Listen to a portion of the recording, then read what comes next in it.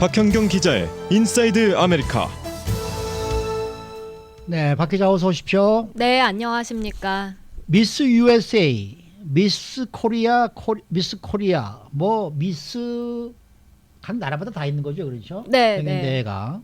근데 미스 휠체어 USA가 있다는 소식을 또 처음 들어봤습니다. 네. 네, 이 미스 휠체어에 대한 여성 이야기를 좀 얘기를 나눠보겠는데 어떤 대회입니까 이게? 네, 이름에서도 알 수 있듯이 이 휠체어 USA는 이제 휠체어에 도움을 받는 여성을 대상으로 한 미인 대회입니다. 2005년에 창설됐습니다. 이 외적 아름다움 역시 평가 요소이긴 하지만요. 네. 신체적 아름다움보다는 아무래도 역경을 극복하고 또 얼마나 사회에 기여했느냐 이런 곳에 초점을 맞추고 있습니다. 네. 그래서 오늘의 주인공은요. 2017년 휠체어 USA 왕관을 거머쥔 올해 25살 매들린 델프라는 여성입니다. 네. 미모도 미모지만요. 이 장애인 후원, 비영리 단체 설립 등의 공로를 인정받아서 미스 휠체어에 뽑혔습니다. 네. 2017년이면 벌써 2년이나 지난 얘긴데요. 이 매들린 델프라는 여성 어떤 사연이 있는 거예요? 네, 15년 전으로 거슬러 올라갑니다. 이 노스캐롤라이나 출신인 델프는 2004년 2월, 당시 10살이었는데 어머니랑 같이 차를 타고 가다가 큰 교통사고를 당합니다. 트럭이 들이박은 겁니다.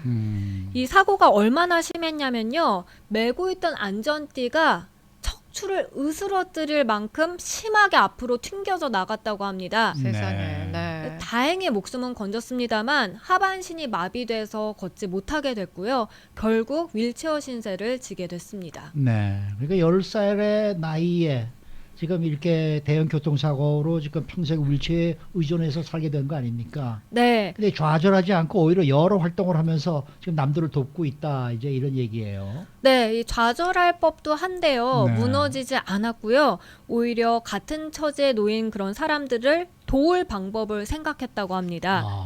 물론 평생 동안 휠체어를 타고 다녀야 된다는 게 정말 고통스러웠다고 합니다. 하지만 한편으로는 또 내 삶의 원동력이 됐다고 델프는 밝혔는데요. 네. 2017년에 이 외국어와 또 경영 학위를 취득을 했고요. 그리고 장애인 교육 프로젝트를 후원하는 그런 비영리 단체를 직접 설립했습니다. 그래서 델프는 장애를 가졌습니다만 그래도 굉장히 그런 긍정적인 에너지를 내뿜는 여성이라고 하는데요. 이런 게 많은 사람들에게 영감을 줬습니다. 이런 매력으로 이 휠체어 USA에 선발됐고요.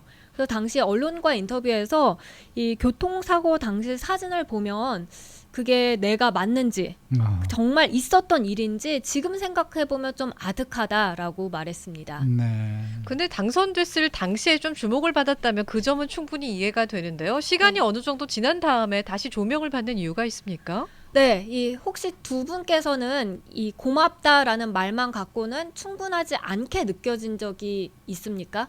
네, 저는 있어요. 그렇죠. 네. 그런 생각할 때가 있죠. 네. 정말 고마울 때 내가 땡큐라고 말을 합니다만은 그보다도 더 고마운 그런 마음을 가진 적이 있죠. 네. 네. 델프도 이 땡큐라는 말은 충분치 않다면서 어떤 말을 하는 게 좋을까 여기에 대한 질문에 대한 답을 15년 동안 찾아 헤맸다고 합니다.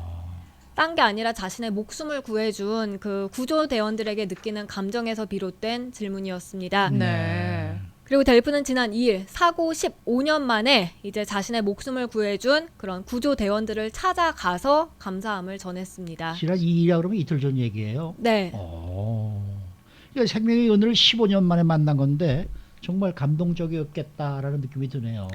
네, 현재 언론들이 이들이 재회한 순간을 이제 카메라에 담아 보도를 했는데요. 당시 델프를 구조했던 walter 브라인슨 그리고 브라이언 그린드스테프 두 명은 이제는 각각 캡틴과 치프가 돼 있더라고요.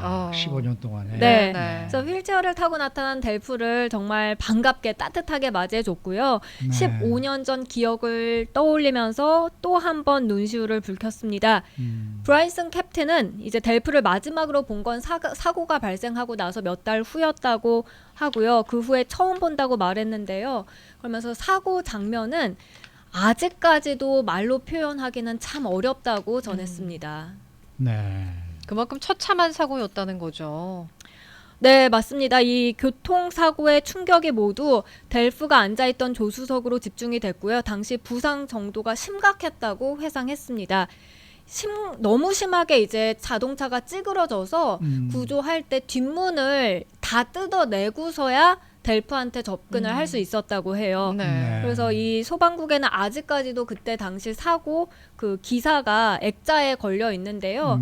그게 딴 게 아니라 이제 그걸 보면서 굉장히 긍정적인 결과로 이어졌다는 걸 계속해서 리마인드하기 위해서 걸어놨다고 합니다. 네. 그래서 당시의 기억을 떠올리면서 구조대원 그리고 델프 모두 정말 왈칵 눈물을 쏟고 말았습니다. 15년 만에 자신을 구해준 생명의 은인들을 만난 거잖아요. 네. 델프가 어떻게 인사를 했는지, 뭐라고 얘기를 건네는지 이것도 굉장히 궁금한데요. 네. 네, 이 고마움을 정말 어떻게 표현해야 될지 모르겠다. 어떤 말을 해야 할지 모르겠다라면서 목숨을 구해주신 구조대원들 덕분에 내 인생이 달라졌다고 말했습니다. 네. 그러면서 늘 감사함을 간직하고 있었다고 했고요.